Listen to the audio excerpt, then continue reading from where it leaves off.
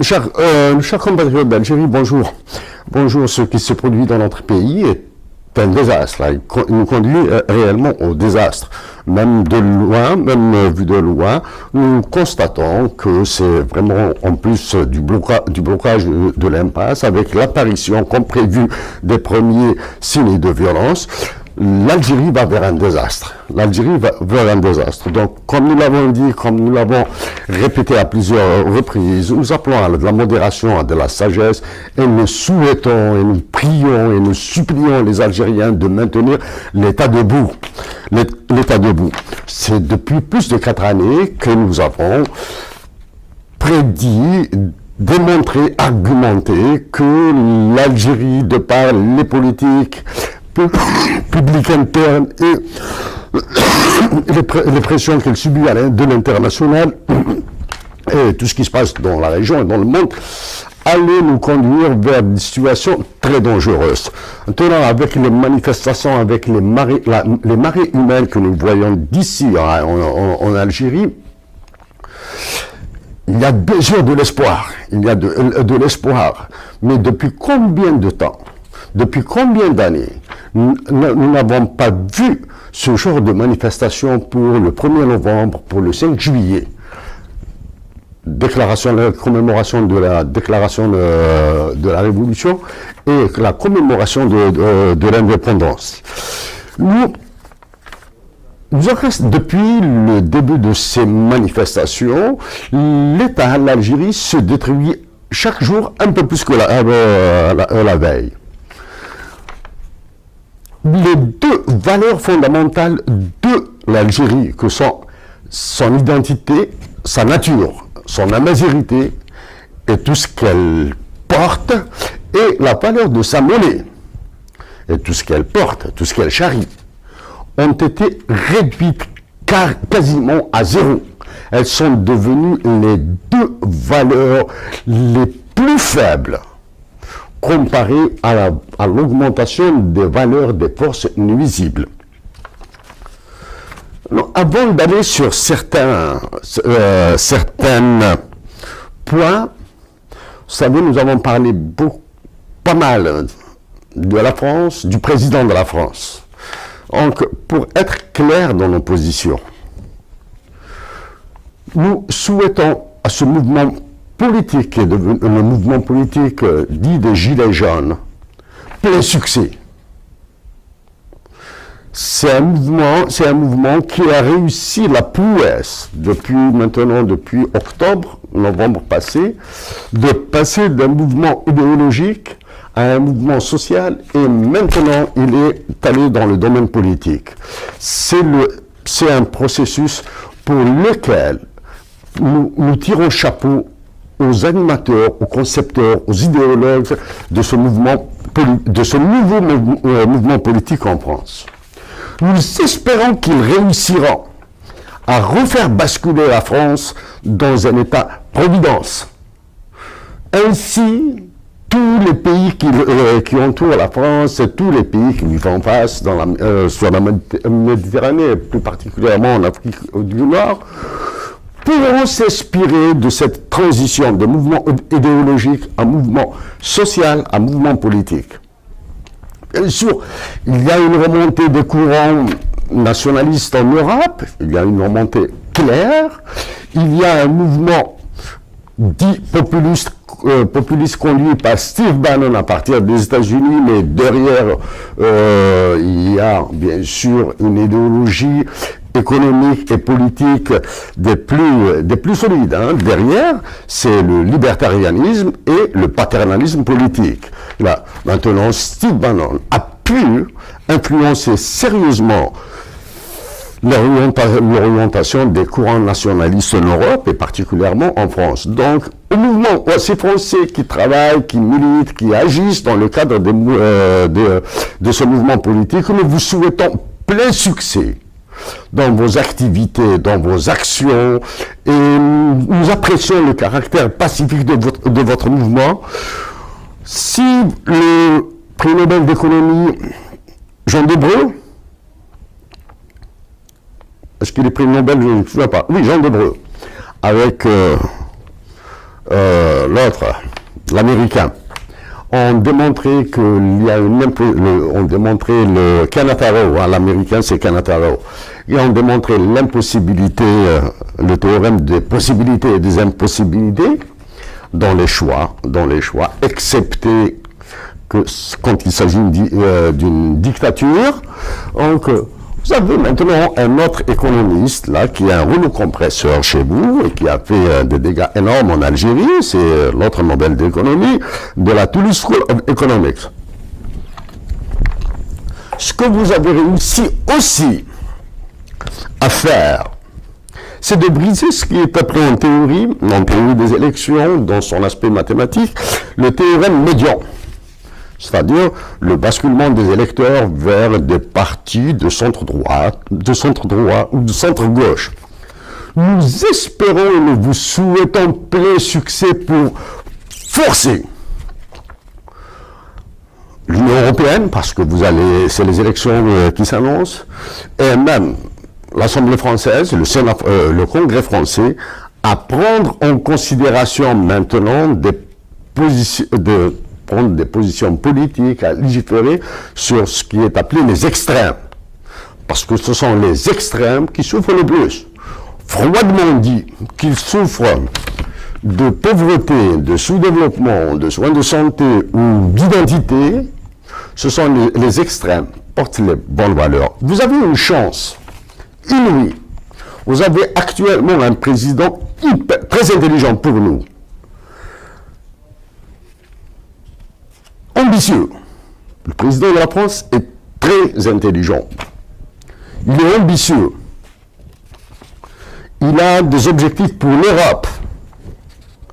Donc, son caractère, cette intelligence et son ambition combinée à la philosophie, au théâtre, il a fait du théâtre, à la formation, à sa carrière professionnelle, font de lui une valeur sur laquelle il pouvait compter.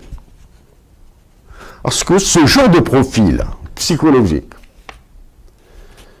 est très important dans des moments difficiles. Nous pensons sérieusement que le président de la France est un ENTJ. Ce que nous déplorons en France, c'est que récemment, il y a eu une reprise des opérations Barbouzardes. Un homme politique d'un pays africain qui a été visé par une exécution a abouti, cet objectif se retrouve entre les barbouzes qui voulaient exécuter l'opération. Il y a eu un assassinat chez vous en France. Ça, nous sommes très inquiets sur cet aspect. Très inquiets sur cet aspect. Notre deuxième inquiétude, et celle-ci, elle est fondamentale, c'est le fiducide monétaire que conduit la France en Afrique. Ça, il est hors de question pour nous de nous taire sur ça.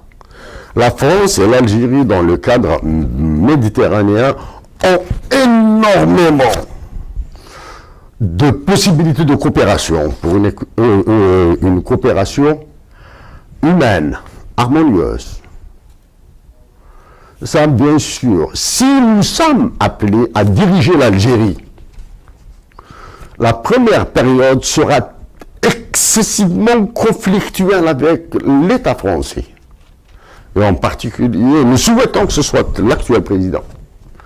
La première partie des négociations sera extrêmement conflictuelle.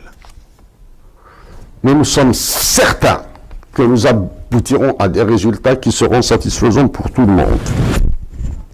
Mes chers compatriotes d'Algérie, maintenant nous allons revenir à la situation extrêmement grave, explosive de l'Algérie.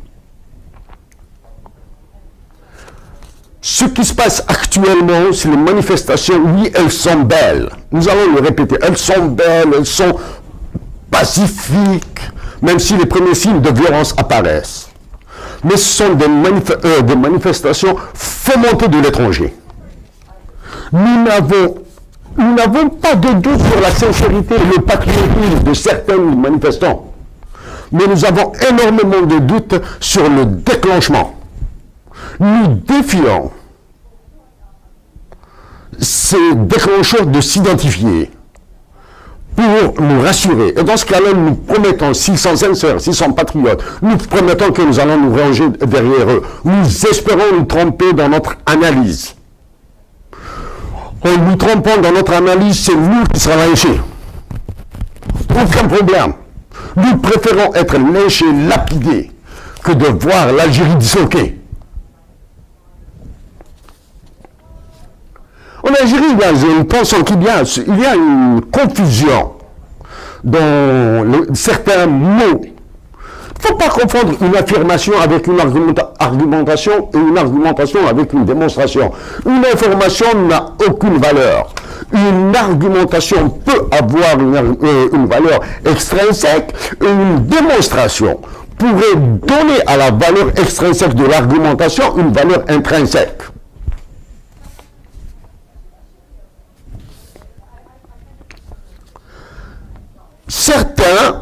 Certains fascistes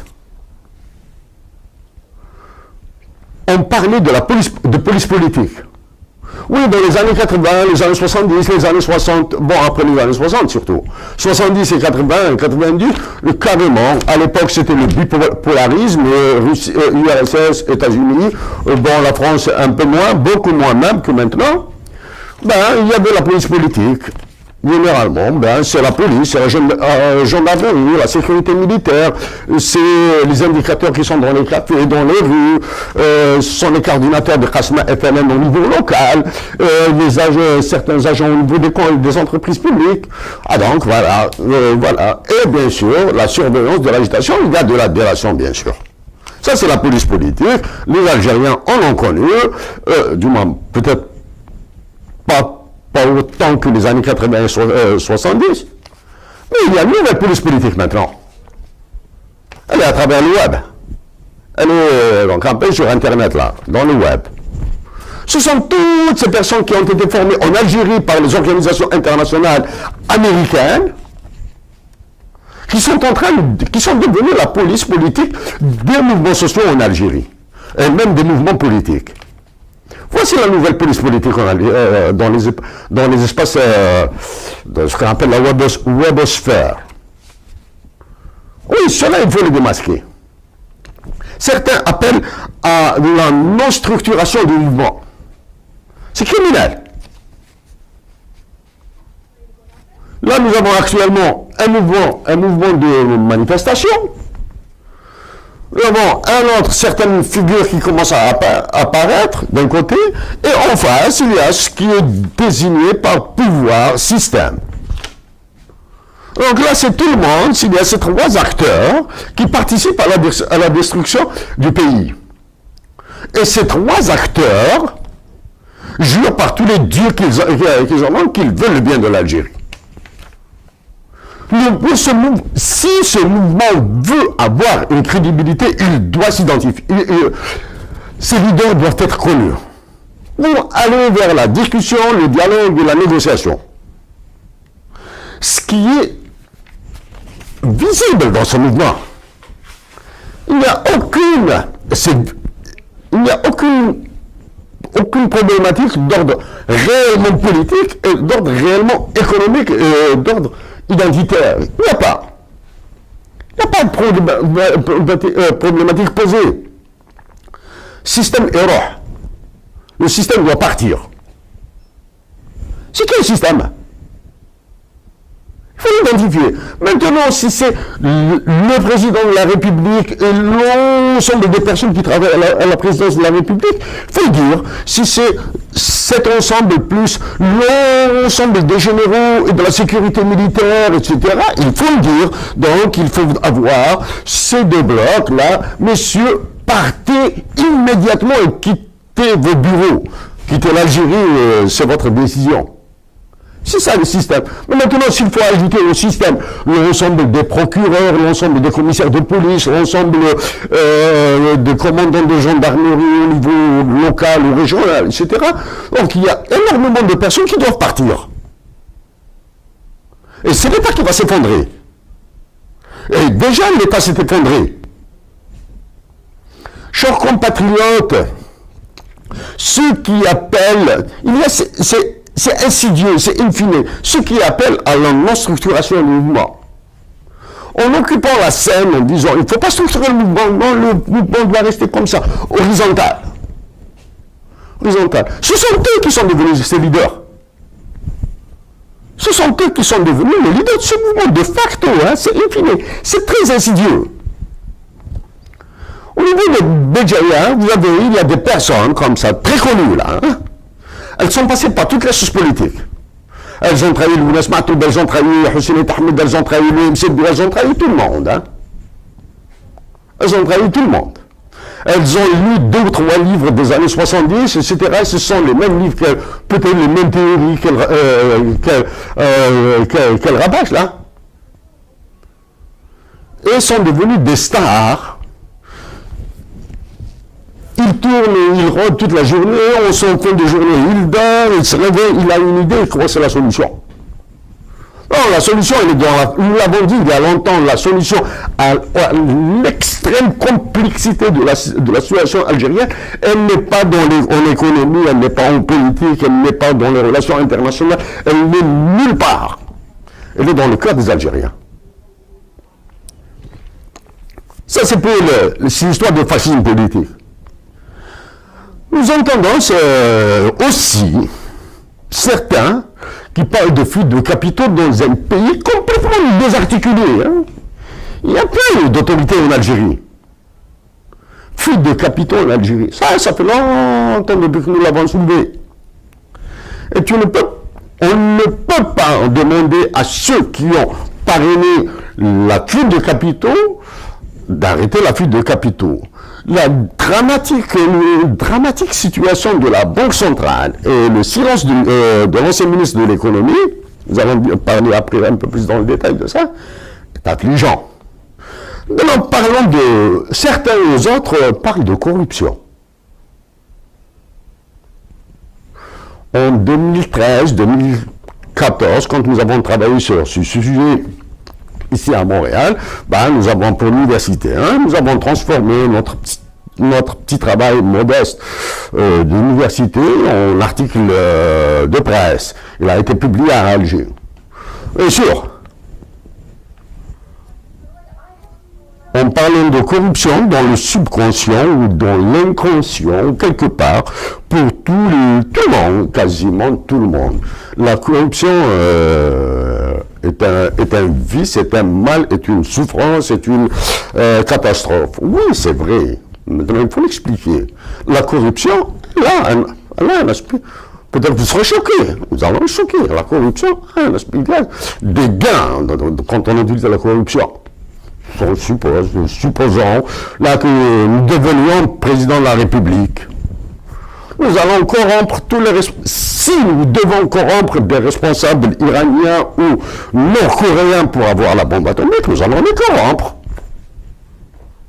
Nous allons les corrompre. Si nous avons des services secrets hyper puissants, hyper intelligents qui nous permettront d'acquérir la technologie pour avoir une bombe atomique, nous allons corrompre. Est-ce que la corruption est bonne ou pas bonne?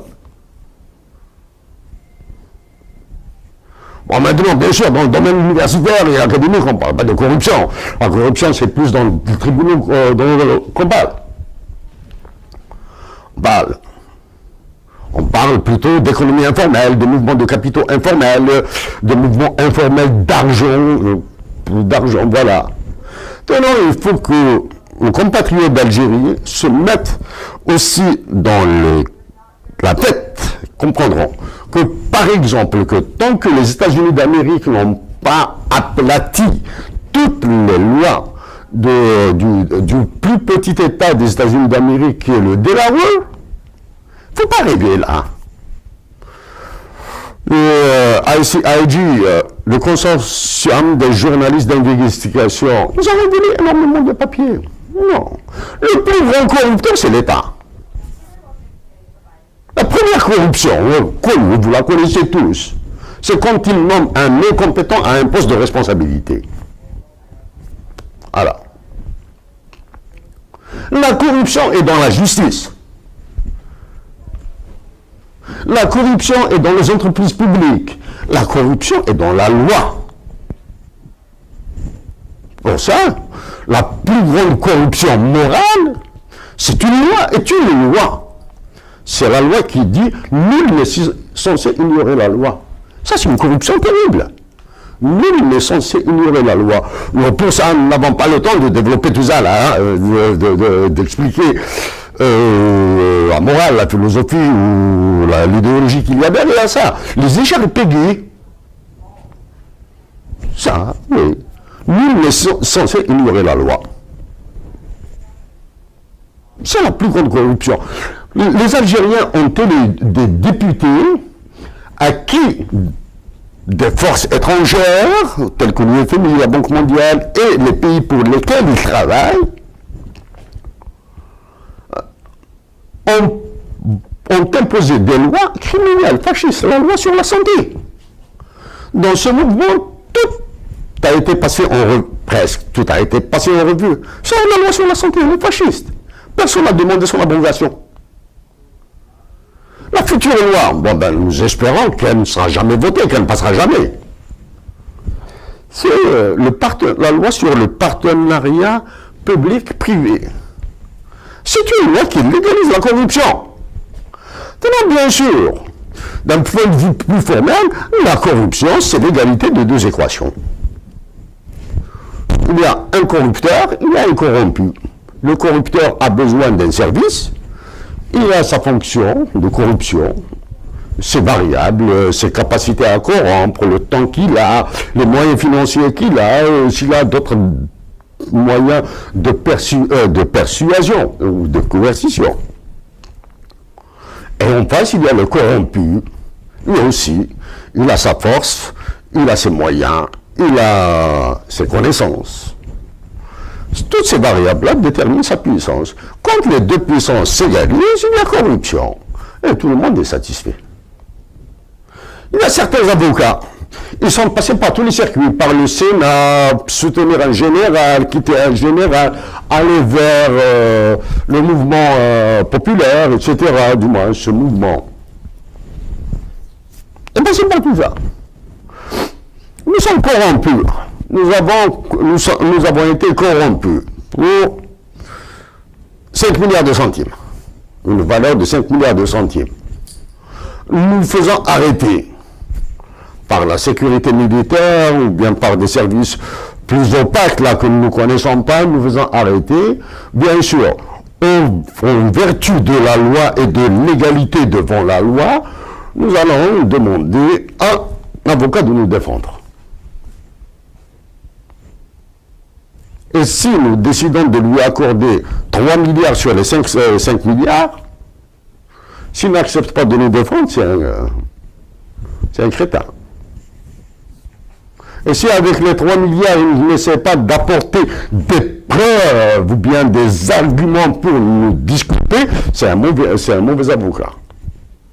Pour apporter des preuves pour nous disculper, il doit peut-être graisser la patte, comme on dit. Non, vous allez vous dire que je vais essayer de défendre la corruption. Non.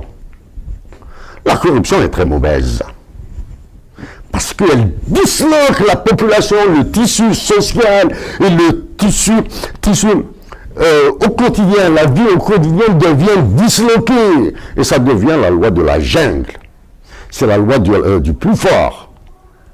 Bien sûr, quand c'est la loi du plus fort, ce sont les plus faibles qui vont trinquer, qui vont souffrir.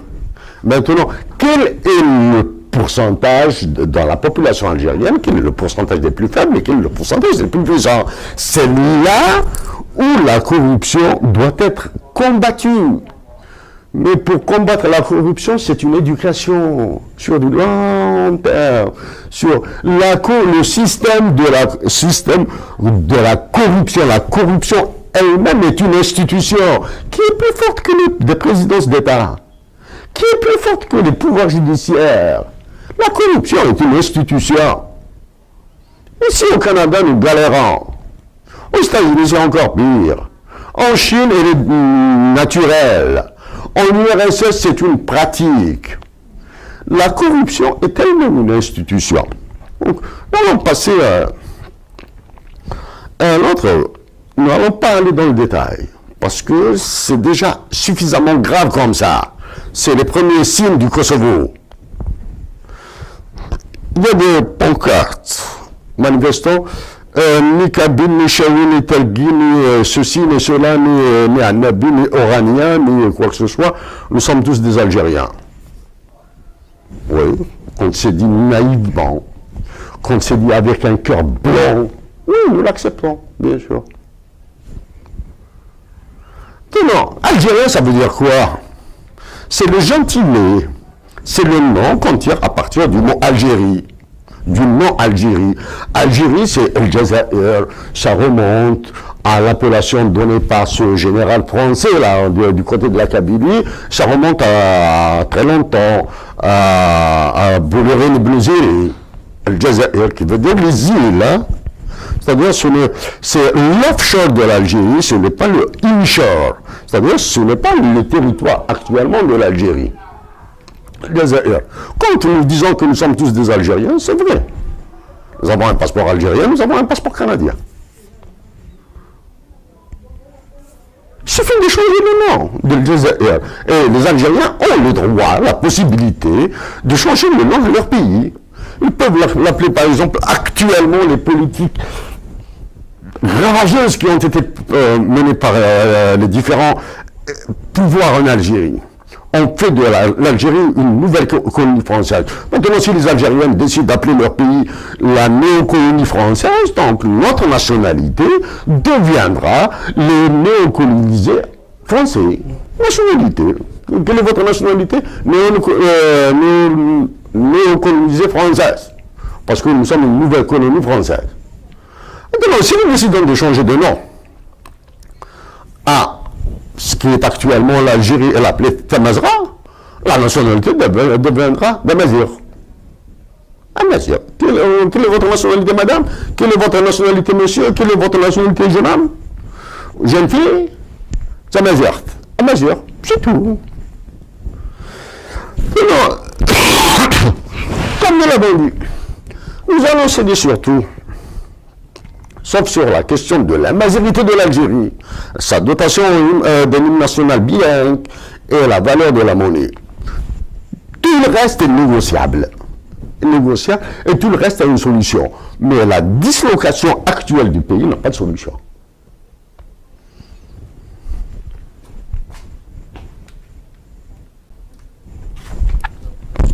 Quand la crise a commencé à prendre de l'ampleur en Algérie, monsieur Lakhdar Brahimi et Ramadan Lamamra ont été mis sous les feux de la rampe. Actuellement, ils n'apparaissent plus. Particulièrement dans le cas de monsieur Lakhdar Brahimi, nous nous sommes adressés à lui. Maintenant, s'il s'est mis ouvert pour agir dans la discrétion, dans le silence, loin des médias, pour participer à trouver une solution en Algérie, chapeau. Maintenant, si c'est pour d'autres raisons, parce que la situation est tellement inextricable et tellement explosive en Algérie qu'il a préféré fuir, nous préférons éviter cette piste. Pourquoi? Parce que attenter à la vie privée, à la dignité des hommes et des femmes, impossible. Faire des procès d'intention, hors de question aussi. Nous n'avons aucune information. Mais maintenant, quelles sont les informations dont nous disposons? C'est que dans une déclaration reprise par l'ONG Memri, Memri c'est une ONG arabe. Elle est basée à Washington. Il a fait une déclaration extrêmement importante dans laquelle il avait dit tous les dons, du moins il avait esquissé, il avait montré dans le langage diplomatique qui est le sien, tous les dangers qui guettent l'Algérie. Nous espérons que M. Lakhdar Brahimi et même M. Ramadan, parce que là, on ne fait pas faire parce que nous l'aimons pas, il a fait ceci, il a fait cela, etc. Il s'agit de la paix, il s'agit d'éviter l'explosion à l'Algérie. Donc, toutes les forces, toutes les bonnes volontés bienvenue. Ce n'est pas parce que nous, par exemple, si nous avions eu un passé de négatif en Algérie, si nous avions occupé des fonctions de ministre, ou bien de secrétaire général d'un ministère, ou bien de général, etc., et que nous avons commis des actes répréhensibles, ou bien des actes qui allaient à l'encontre de l'intérêt de la nation et des Algériens, maintenant, si nous décidons de faire acte de rédemption, il ne faudrait pas cracher dessus. Parce que probablement que l'acte de rédemption d'une personne qui a fait des fautes vis-à-vis de sa patrie sera plus important que celui qui nous bassine avec « je suis plus algérien que les Algériens ». Donc ça c'est le... Mais M. Khadr Brahimi a fait une déclaration extrêmement dangereuse. Maintenant nous allons la mettre en relief. En Algérie nous avons proposé, nous avons défendu bec et ongle la première solution, c'est-à-dire élection pour le 18 avril. Ce qui s'est passé, c'est passé. Ensuite, il y a eu la deuxième proposition. Conférence nationale sur constitution, etc., organiser des élections. Il fallait la saisir. Troisième solution, et nous l'avons défendue avant que certains n'en parlent. La dissolution des deux assemblées, plus le maintien du président du Conseil de la Nation comme président de la République intérimaire. Nous avons été les premiers à avoir proposé ça. Il avait fallu qu'un général, on fasse la proposition pour que tout se renverse. Alors on parlait de ce général. C'est l'actuel chef d'état-major de l'ANP. Pas bien sûr, les journaux, les analystes, nous comprenons certaines peurs, nous comprenons certaines craintes. On va poser la question, ils ne sont pas demandés. Comment ce général a osé faire cette proposition, l'application de l'article 102 dans le cadre du Haut Conseil de sécurité de la République? Non, le chef de l'État est absent. Donc, il ne peut pas. Donc, cette piste a été... C'est dans le cadre d'un club privé de généraux. Donc, ce club privé de généraux... Si c'est le cas, nous savons pas, vous avez clair. Il faut qu'il s'identifie. Maintenant, si c'est une décision collective et ce groupe de généraux a peur de prendre position, c'est grave. Maintenant, est-ce que c'est le résultat de menaces ou de pression de la France essentiellement? Ou de la France essentiellement ou des États-Unis? Qui ont poussé le chef d'état-major de l'ANP à faire cette déclaration? Ils nous disent. Mais ça, bon, bien sûr, dans les médias algériens, dans l'analyse politique algérienne, on n'apporte pas ce genre de questions. Hein? Ça, c'est pour le... Nous savons qu'actuellement, menacer les Algériens qui s'attaquent à l'ANP, les Algériens ne s'attaquent pas à l'ANP, ils ne s'attaquent pas aux soldats. C'est depuis 2015 que nous appelons les Algériens à être solidaires des soldats de l'ANP. Je note. Mais les manifestations qui se produisent en Algérie actuellement, les soldats de contingent qui sont là-bas, même les soldats d'actifs, ils sont conscients, ils sont tous, aussi des Algériens, ils ont quoi penser, hein? Ils pensent, ils ont une tête, ils ont un cœur. Donc là, non seulement il faudra respecter, aimer, encourager, épauler, assister les soldats, il faudra les prier de veiller à défendre l'intégrité du territoire. Nous avons fait notre service militaire, nous l'avons fait pendant des années.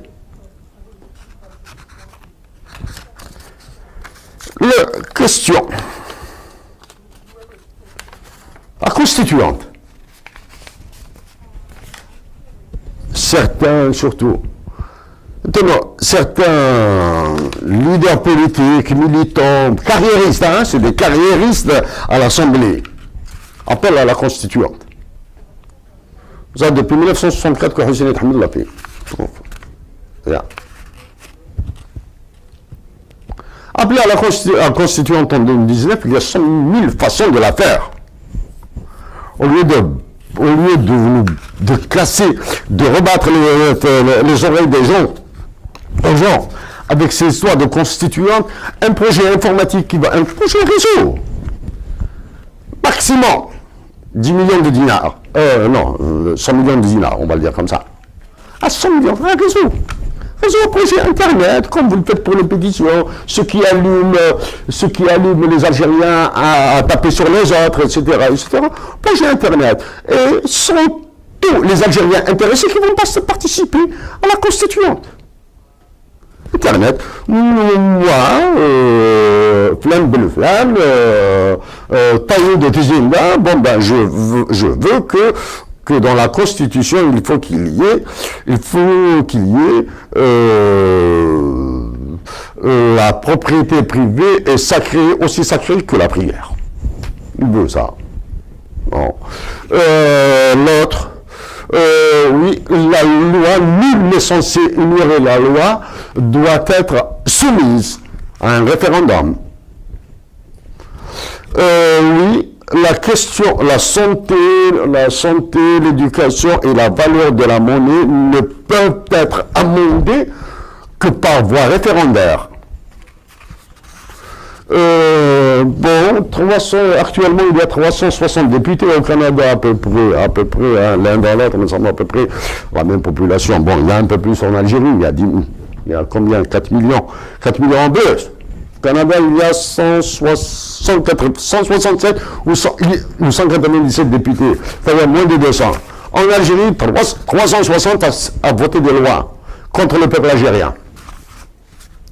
Non, mais la loi électorale, du moins la structure des députés, le nombre de députés s'analyse sagement, calmement, etc. Ce qui est... Maintenant, on va revenir sur la sommet de la Ligue arabe à Tunis. Ça fait 2 semaines, 10 jours, 2 semaines. Nous avons demandé à M. Khadr Brahimi pourquoi il ne convoquait pas un sommet exceptionnel de la Ligue arabe. Ben, il n'a pas été fait. Mais hier, il a eu à Tunis. Le Maroc a envoyé, le ministre des Affaires étrangères du Maroc a fait une déclaration tonitruante. Il a interpellé l'Arabie Saoudite et les Émirats Arabes Unis. On peut demander, dans une paraphrase, de s'occuper de leurs affaires. Nous avons demandé à M. Khadr Brahimi de dire à l'Arabie Saoudite et au Qatar de coopérer pour la paix en Algérie. Comme par hasard, dans le sommet de Tunis d'hier et d'aujourd'hui, bon, peut-être qu'ils vont faire quelque chose là ce jour. Le roi du Maroc n'y est pas allé, le président de l'Algérie n'est pas allé, ils ont été représentés. Comme par hasard aussi, la crise en Algérie n'a pas été abordée. C'est-à-dire, on n'aborde pas en d'autres termes, nous n'allons pas offrir notre solidarité à l'Algérie. C'est ce que ça veut dire dans un agenda politique. Nous n'allons pas offrir notre solidarité à l'Algérie. Donc, ça devient maintenant plus que grave. C'est-à-dire, le Maroc et la Tunisie sont incapables de faire quoi que ce soit pour l'Algérie, actuellement. C'est-à-dire, ils ne peuvent pas s'immiscer. Parce que s'ils s'immiscent, ça va exploser chez eux. Mais ce qu'ils peuvent faire, première décision, c'est au moins mettre les monnaies au même niveau. Mais sinon, parce qu'il y aura des signes, il y aura des déséquilibres dans la fuite des marchandises, etc., etc. Ça, c'est... Nous l'avons traité plusieurs fois. Bon, nous n'allons pas faire dans le rabâchage. Ça, les Marocains peuvent le faire. Les Marocains, les Tunisiens, etc., peuvent le faire. C'est la première décision. Il y a une deuxième décision. Le secrétaire général de l'ONU a fait une déclaration très légère, hein, vraiment très légère sur l'Algérie. Nous prenons fait et cause pour le peuple. Enfin, plutôt, le nouveau ministre des Affaires étrangères de l'Algérie, qui est l'ancien ambassadeur de l'Algérie à l'ONU, pour l'inviter. Que le nouveau ministre des Affaires étrangères, l'ambassadeur qui a remplacé M. Lamamra, qui invite le secrétaire général des Nations Unies à une visite officielle en Algérie et il va le prendre dans le sud pour qu'il voit si une mission de prévention de conflit est nécessaire ou pas. Ça c'est l'autre. Nous espérons que le nouveau ministre des Affaires étrangères convoquera une réunion extraordinaire ou bien un sommet d'urgence des ministres des Affaires étrangères de l'Union africaine. Nous l'espérons. Comme ça, nous, en tant qu'Algériens, nous saurons qui nous aide pas, qui est pour, qui n'est pas pour, qui est contre, qui allume, qui n'allume pas, etc. Ça, c'est pour le sommet de la Ligue arabe et le dernier développement. Probablement,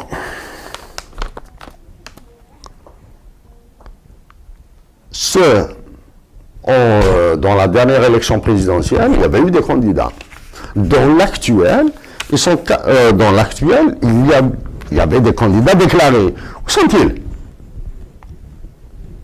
Où sont les candidats de l'avant-dernière élection, de la dernière élection présidentielle plutôt? Où sont les actuels candidats? On ne les entend pas.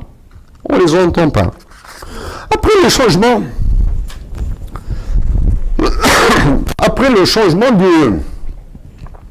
du gouvernement, nous avons constaté, c'est un choc, c'est une surprise énorme, le départ du ministre de l'économie. Il a été remplacé par le pyromane gouverneur de la Banque d'Algérie.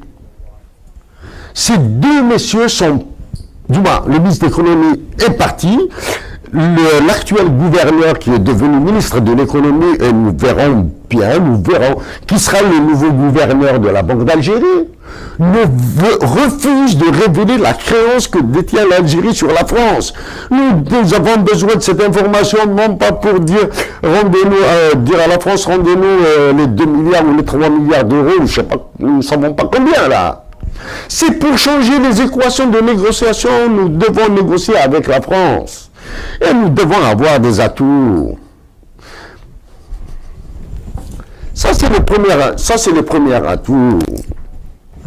Nous avons de l'argent, nous détenons une créance. Sinon, ce sera une autre histoire du coup de l'éventail du deuil d'Alger, là, qui va se répéter. C'est-à-dire, quand nous allons les demander les 2 milliards ou les 3 milliards ou les milliards d'euros que nous avons comme créance, si nous allons demander, la France pourrait nous envoyer quelques missiles là, ou bien elle pourra fermer les yeux sur la frontière sud, là, au Mali, là où il y a les forces. Allez-y, les Algériens commencent à nous casser la tête avec la créance qu'ils détiennent sur nous, donc on va ouvrir un petit peu leurs frontières là, on va laisser passer un peu plus de cocaïne, on va laisser passer un peu plus de milices privées, on va laisser former des terroristes prétendument islamistes ou christianistes ou judaïstes, on ne sait pas quoi, on va laisser passer ça là. Il faut révéler la créance que détient l'Algérie sur la France. Qu'est-ce que vous attendez pour surévaluer le dinar, pour anticiper la crise du Zimbabwe et du Venezuela? Nous, actuellement, en Algérie, nous les avons toutes les trois. Nous avons la crise de la Yougoslavie, du Zimbabwe et du Venezuela. Que des forces appellent à la paix, qu'ils arrêtent d'écouter les fascistes qui écument les plateaux de télévision et qui disent n'importe quoi dans la presse. Nous ne sommes pas, nous jetons un coup d'œil comme ça sur juste les titrailles. La télévision, nous n'avons pas la télévision. C'est dramatique. C'est maintenant qu'on commence à reparler de tamazirité, etc., etc. Dans ce genre de mouvement, il y a énormément de points que nous allons éviter de dire. Hein. Il y a énormément. Nous ne voulons pas, agissons pour la paix. quitte à perdre 20, 30, 35 milliards de dollars, nous allons les perdre en tout cas. Là, une crise de liquidité, une crise de solvabilité pointe. Elles sont là, nous allons les perdre.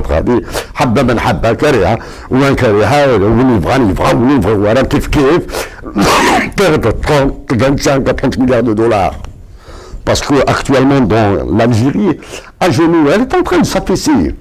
C'est tout le monde qui va profiter. Hein. C'est tout le monde qui va profiter. Les trafiquants d'armes, les trafiquants de marchandises, la facturation, dans tout ça, les primes d'assurance de l'Algérie vont exploser, etc. Tout ça, ils vont profiter. Mais il faut surévaluer le dinar. Ça, c'est pour montrer que nous avons repris le contrôle souverain sur la monnaie. Il faut abroger la loi sur la santé. Parce que si dans cette forme insultante utilisée par le président de la France, nous sommes en contact avec ceux qui décident pour l'Algérie. Si ceux qui décident pour l'Algérie ont 1 milligramme de patriotisme, ils doivent abroger immédiatement la loi sur la santé et surévaluer le dinar. C'est des gestes pas gratuits, bien sûr, nous allons gagner énormément avec, mais ils montrent à la communauté internationale. Tenons, nos chers compatriotes, lyncher pour lyncher, autant être bien lynché. Vas-y.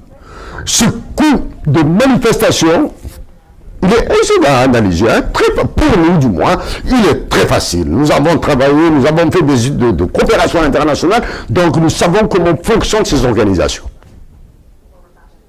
Nous le savons. Dis ça, c'est un truc, c'est une boutade qui circule. Quand on étudie la coopération internationale, on apprend comment les peuples donnent leur accord pour être asservis. Quand on étudie l'économie, et particulièrement l'économie internationale, et particulièrement ces histoires de finance et de monnaie, etc., nous apprenons, après avoir donné leur agrément, après avoir donné leur accord pour être asservis, avec les relations économiques internationales et l'économie politique internationale, nous apprenons comment ils se font écraser. Donc, comment fonctionnent ces ONG, etc. Nous devons revenir vers des mesures plus simples, plus sages, et non pas cabrer. Nous le disons, toutes les voies de dialogue doivent être ouvertes. Et parler de système, le système doit partir, est une ineptie, parce que c'est vide. Le système doit partir, c'est vide, ça n'existe pas. Vous dites le président de la République doit partir, c'est clair. Vous dites le général Intel doit partir, il doit partir. De que, par exemple, que les services de renseignement algériens fassent du coulage de l'information pour dire la nature, le détail de l'information, des menaces qui pèsent sur l'Algérie, c'est très important ça. Nous savons qu'il y a des menaces sur des vies privées, hein. Toi, où tu fais comme ça, c'est comme ça que ça se passe. Où tu fais comme ça, où tu fais comme ça, sinon, nous allons tout révéler, et nous allons t'envoyer même à la CPI, à la Cour pénale internationale. Actuellement, avec ce qui se passe en France, avec ce qui se passe en Espagne, Portugal, ça va monter encore. Plus l'Allemagne, là, qui sera fatiguée de supporter la France. Nous ne sommes pas en contradiction avec ce que nous avons dit sur la France au départ, le mouvement des Gilets jaunes. Elle est fatiguée de supporter la France. Le président de la France s'en fout comme de l'an 14 ou d'une guine, ou bien comme de je sais pas quoi, là, de l'avenir de l'Algérie.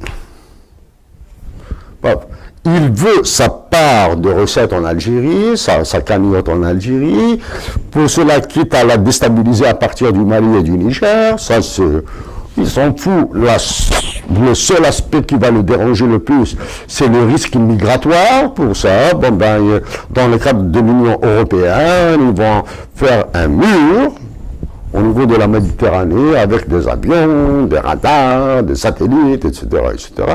Ils vont tout contrôler, ils ne vont pas faire dans le détail. Ils vont tirer. Chers compatriotes d'Algérie,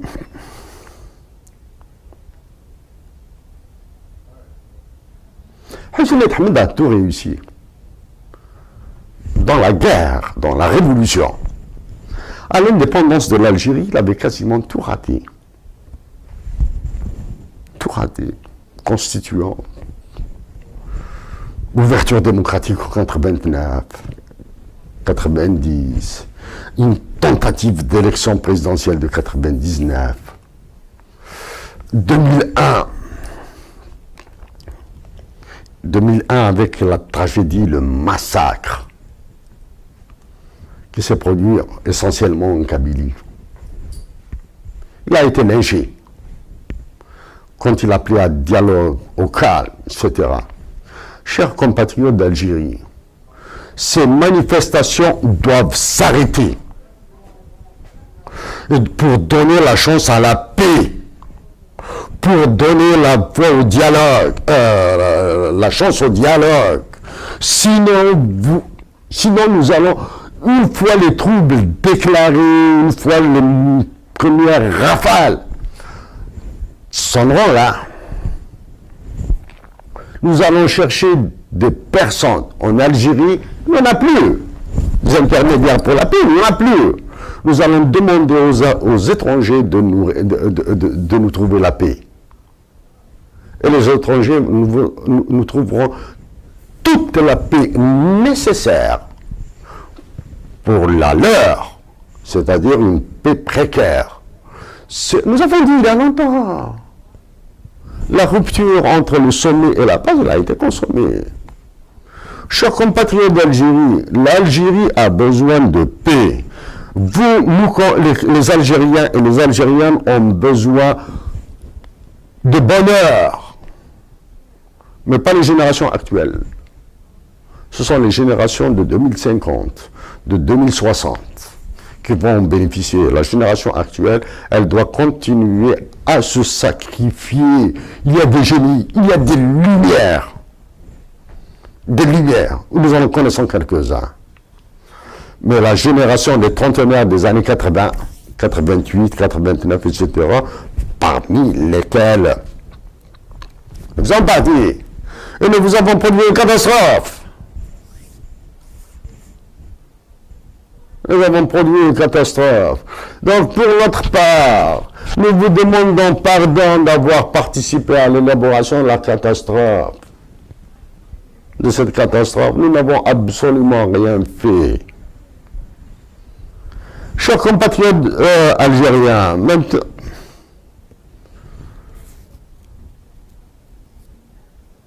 une indication comme ça, un exemple.